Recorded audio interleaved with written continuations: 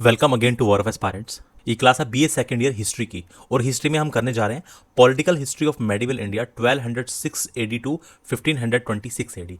मध्यकालीन भारत का राजनीतिक इतिहास 1206 से 1526 ईस्वी के मोस्ट इंपोर्टेंट क्वेश्चंस। ये हमारी क्लास नंबर 2 है। इससे पहले एक क्लास हो चुकी है और उस एक क्लास से पहले भी 2 पुरानी क्लासेस हैं। प्लेलिस्ट में जाकर के उनको जरूर देख लीजिएगा। इन कक्षाओं में मैं जितने भी इंपॉर्टेंट क्वेश्चंस हैं उन सभी को कवर करा रहा हूं और ये क्लासेस हिंदी और इंग्लिश मीडियम दोनों ही तरह के स्टूडेंट्स के लिए हैं। जो आंसर है वो हिंदी और इंग्लिश दोनों में है विद आंसर्स। ये क्लासेस आपके एग्जाम के लिए बहुत ही इंपॉर्टेंट होने वाली। इससे पहले का जो एक पार्ट है उसको जरूर देख लीजिएगा और उससे भी पहले 2 पुरानी क्लासेस हैं उनको भी जरूर देख लीजिएगा। आइए क्वेश्चंस की तरफ आगे बढ़ते हैं। हमारा अगला क्वेश्चन है रजिया सुल्तान के पतन के 2 कारण बताइए। Tell the 2 reasons of decline of Razia Sultan. ये जो रजिया सुल्तान थी ये दिल्ली सल्तनत में गुलाम वंश की शासिका थी।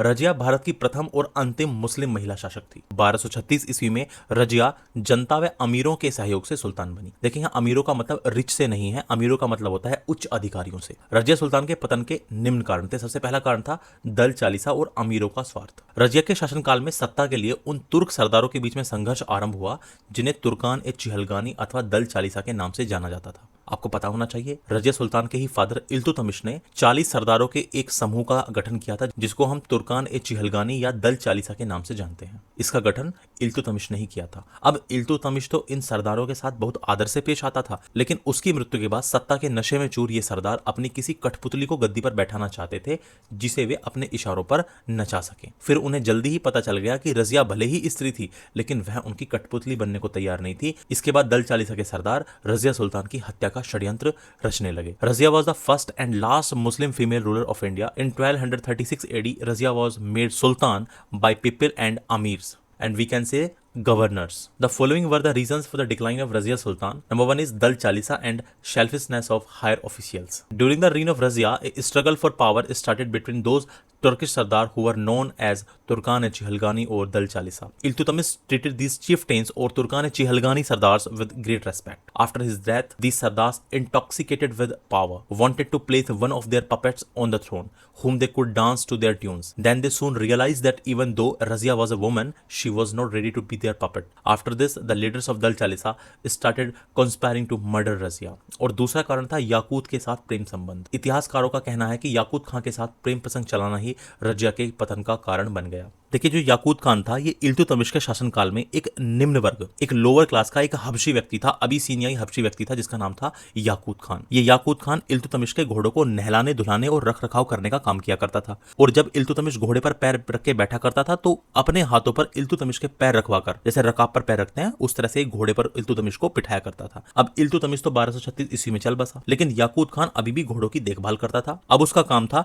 रजिया सुल्तान के पैरों को अपने हाथों पर रखवा कर उसे घोड़े पर बैठाना। और रजिया को घोड़े पर बैठाने के इस कार्य के चलते ही दोनों के बीच में प्रेम प्रसंग शुरू हो गया और अब याकूत खान रजिया का प्रेमी और सबसे करीबी सलाहकार हो गया। और रजिया और याकूत खान के बीच विकसित हो रही इस प्रेम संबंध की बात जो है वो मुस्लिम वर्ग और अमीरों को अच्छी नहीं लगी और एक गैर तुर्क को आवश्यकता से अधिक ऊंचा पद देने के कारण रजिया के वफादार अमीर भी भड़क उठे और रजिया के खिलाफ चारों तरफ विरोध की आग भड़क उठी। तो ये भी रजिया सुल्तान के पतन का एक कारण था। Love affair with Yakut Khan. Historians say that having a love affair with Yakut Khan became the reason for Razia's downfall.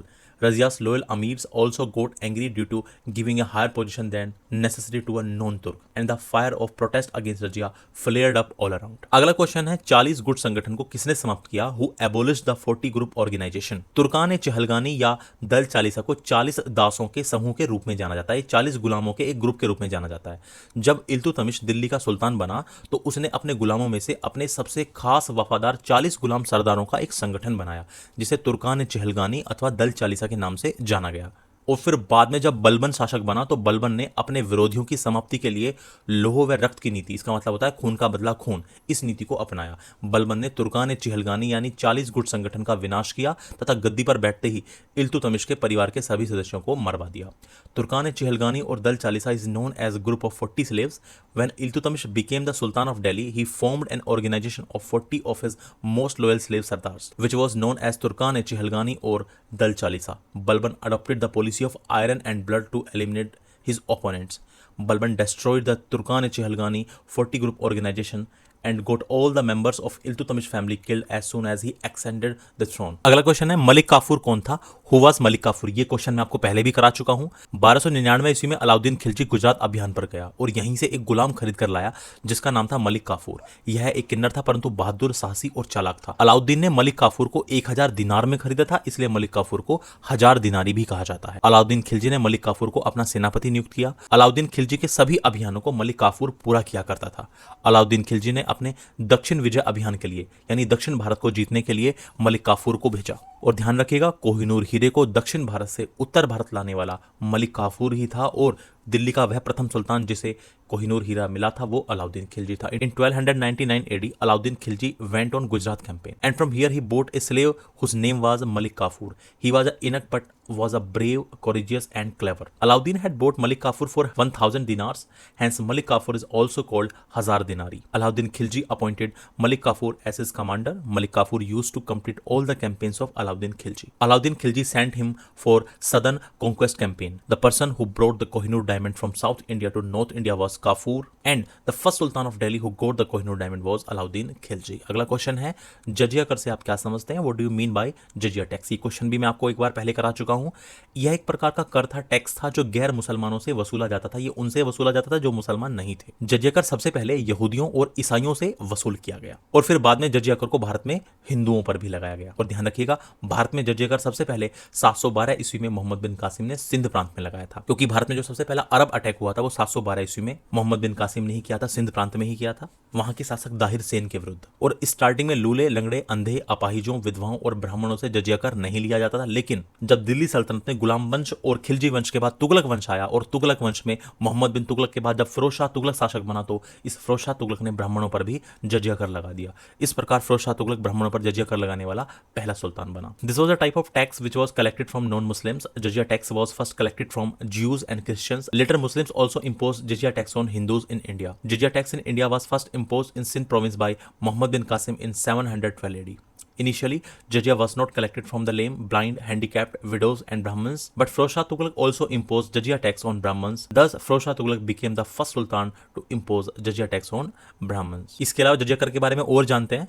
Akbar प्रथम शासक था जिसने 1564 ईस्वी में जजिया कर को समाप्त कर दिया था। लेकिन आपको ध्यान होना चाहिए, अकबर दिल्ली सल्तनत में नहीं, मुगल वंश का शासक था। दिल्ली सल्तनत में सुल्तानों का शासन तो लोदी वंश की समाप्ति के साथ ही समाप्त हो गया था जब बाबर ने पानीपत की पहली लड़ाई में इब्राहिम लोदी को हराया था और उसके बाद भारत में स्थापना हो गई थी मुगल वंश की। तो दिल्ली सल्तनत के सुल्तानों के काल में तो जजिया कर चलता ही रहा। उसके बाद मुगल साम्राज्य की स्थापना हो गई और फिर उसके बाद बाबर और हुमायूं के बाद जब अकबर शासक बना तो तब उसने 1564 ईस्वी में जजिया कर को समाप्त कर दिया। फिर उसके बाद 1674 ईस्वी में औरंगजेब ने जजिया कर को फिर से लागू कर दिया। लेकिन ध्यान रखने वाली बात यह है कि औरंगजेब ने मेवाड़ को जजिया कर से मुक्त रखा था। इसके बाद फिर जब हम उत्तर मुगल काल में पहुंच जाते हैं, लेटर मुगल्स में पहुंच जाते हैं, तो 1713 ईस्वी में फर्रुखशियर ने जजिया कर को समाप्त कर दिया था, लेकिन फिर 1717 में उसको फिर से लागू कर दिया। लेकिन उसके बाद जब मोहम्मद शाह रंगीला शासक बना तो 1719 ईस्वी से 1748 ईस्वी तक इस मोहम्मद शाह रंगीला ने शासन किया और इसके समय से जजिया कर वसूलना बंद कर दिया गया। Akbar was the first ruler who abolish jizya tax in 1564.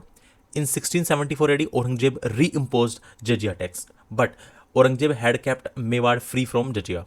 Farrukhshir had abolished jizya tax in 1713 AD but reintroduced in 1770. The collection of jizya tax was stopped from the time of Muhammad Shah Rangila, who ruled from 1719 to 1748. अगला question है, प्रथम पानीपत की लड़ाई कब हुई थी? When was the first battle of Panipat fought? Babar और इब्राहिम लोदी के बीच 21 अप्रैल 1526 को हरियाणा के पानीपत में युद्ध हुआ, जिसे पानीपत की पहली लड़ाई या पानीपत का पहला युद्ध के नाम से जाना जाता है। इस युद्ध में बाबर ने इब्राहिम लोदी को हराने के लिए पहली बार तुलगमा युद्ध नीति और उस्मानी पद्धति, जिसको हम रूमी विधि भी कहते हैं, इसका प्रयोग किया था। कहने का अभिप्राय, इस युद्ध में पहली बार तोपों का प्रयोग हुआ और गोला बारूद का भी प्रयोग हुआ। और ध्यान रखिएगा, ये तुलगमा युद्ध नीति एक तरह की युद्ध लड़ने की नीति होती है जिसमें आगे की तरफ थोड़े कम सैनिक, फिर धीरे धीरे लेयर के साथ सैनिक बढ़ते जाते हैं और इस नीति के तहत दुश्मन सेना को चकमा दिया जाता है। पानीपत के पहले युद्ध की गिनती उन चुनिंदा युद्धों में की जाती है जिन्होंने इतिहास का रुख बदल कर रख दिया था। पानीपत के पहले युद्ध ने भारत में मुगल साम्राज्य की नींव रखी। A battle took place between Babur and Ibrahim Lodi on April 21, 1526 in Panipat, Haryana, which is known as the first battle of Panipat. In this war, Babur used Tulgama war policy and Osmani method, or we can say Rumi method, for the first time to defeat Ibrahim Lodi. The first battle of Panipat is counted among those few wars which changed the course of history. The first battle of Panipat laid the foundation of the Mughal Empire in India. अगला question है Ibn Battuta Bharat में कब आया? When Ibn Battuta visited in India. Delhi सल्तनत में जब मोहम्मद बिन तुगलक शासन कर रहा था तो अफ्रीका के मोरक्को से 1333 ईस्वी में इब्न बतूता नाम का यात्री भारत आया। इसने रेला नामक पुस्तक लिखकर हमारे देश का बखान किया। इब्न बतूता का पूरा नाम था अब्दुल्ला मोहम्मद बिन बतूता। मोहम्मद बिन तुगलक ने इब्न बतूता को दिल्ली का काजी नियुक्त किया। इसने दिल्ली में लगभग 8 वर्षों तक काजी का कार्यभार संभाला। 1342 ईस्वी में सुल्तान ने इसे अपने राजदूत के रूप में चीन भेज दिया। बाद में फिर इब्न बतूता से मनमुटाव हो गया मोहम्मद बिन तुगलक का, तो फिर इसको जेल में भी डाल दिया गया। और इब्न बतूता की जो पुस्तक है रेहला, जो कि एक सफरनामा है, जो कि एक ट्रेवलॉग है, उसमें मोहम्मद बिन तुगलक के समय की घटनाओं का वर्णन है। When Mohammad bin Tughlaq was ruling in Delhi sultanate, a traveller named Ibn Battuta came to India from Morocco in Africa in 1333 AD. He described our country by writing a book named The Rihla. Ibn Battuta's original name was Abdullah Muhammad bin Battuta. Muhammad bin Tughlaq appointed Ibn Battuta as the Qaji of Delhi. He held the charge of Qaji in Delhi for about 8 years. In 1342 AD, Muhammad bin Tughlaq sent him to China as his ambassador. Later, due to differences with Ibn Battuta, he was also put in jail. Ibn Battuta's book Rihla, which is a travelogue, describes the events of time of Muhammad bin Tughlaq. अगला question है लोधी वंश का अंतिम शासक कौन था? Who was the last ruler of Lodi dynasty? या आपसे इस तरह से क्वेश्चन पूछ ले, इब्राहिम लोधी का शासनकाल बताइए, tell the administration period of Ibrahim Lodhi. या आपसे क्वेश्चन ऐसे पूछ ले, इब्राहिम लोधी की मृत्यु कब हुई? When was the Ibrahim Lodhi died? तो इनका आंसर हमें कुछ इस तरह से देना है। सिकंदर लोधी की मृत्यु के पश्चात 1517 ईस्वी में इब्राहिम लोधी लोधी वंश का अगला शासक बना। यह लोधी वंश का और दिल्ली सल्तनत का अंतिम शासक था। इब्राहिम लोधी की शासकीय योग्यताएं अपने पिता के समान नहीं थी। उसे अनेक विद्रोहों का सामना करना पड़ा। 21 अप्रैल 1526 को पानीपत का प्रथम युद्ध इब्राहिम लोधी और बाबर के बीच हुआ। इस युद्ध में इब्राहिम लोधी मारा गया और इसके साथ ही दिल्ली सल्तनत का अंत हो गया और भारत में मुगलों की सत्ता स्थापित हुई। इब्राहिम लोधी दिल्ली सल्तनत का ऐसा प्रथम सुल्तान था जो रणभूमि यानी युद्ध भूमि में वीरगति को प्राप्त हुआ। इस प्रकार इब्राहिम लोधी का जो शासनकाल था वो 1517 ईस्वी से लेकर के 1526 ईस्वी तक रहा। After the death of Sikandar Lodhi in 1517 AD, Ibrahim Lodi became the next ruler of the Lodi dynasty. He was the last ruler of the Lodi dynasty and Delhi Sultanate. Ibrahim Lodi's administrative abilities were not equal to those of his father. He had to face many rebellions. On April 21, 1526, the first battle of Panipat took place between Ibrahim Lodi and Babur. Ibrahim Lodi was killed in this war, and with this, the Delhi Sultanate came to an end and power of the Mughals were established in India. Ibrahim Lodi was the first Sultan of Delhi Sultanate who attained martyrdom in the battlefield. Thus, the reign of Ibrahim Lodi was 1517 to 1526 AD. अब इससे आगे के जो question आपको मिलेंगे वो class number 3 में मिलेंगे। आप यहाँ तक की सभी क्लासेस को देख लीजिएगा, प्लेलिस्ट में जाके भी देख सकते हैं, चैनल पे जाके भी देख सकते हैं। अब क्लास नंबर 3 में मैं आपको कुछ और इंपॉर्टेंट क्वेश्चंस कराने वाला हूँ। क्लासेस ज्यादा लंबी ना हो इसलिए मैं इनकी लेंथ कम कर रहा हूँ, पार्ट वाइज आपको चीजें कराने का प्रयास कर रहा हूँ। आपके माइंड में कोई भी डाउट है या कोई एडवाइस है तो आप कमेंट बॉक्स में बता सकते हैं। थैंक यू सो मच ये क्लासेस देखने के लिए। अब मिलते हैं हम अगली क्लास में।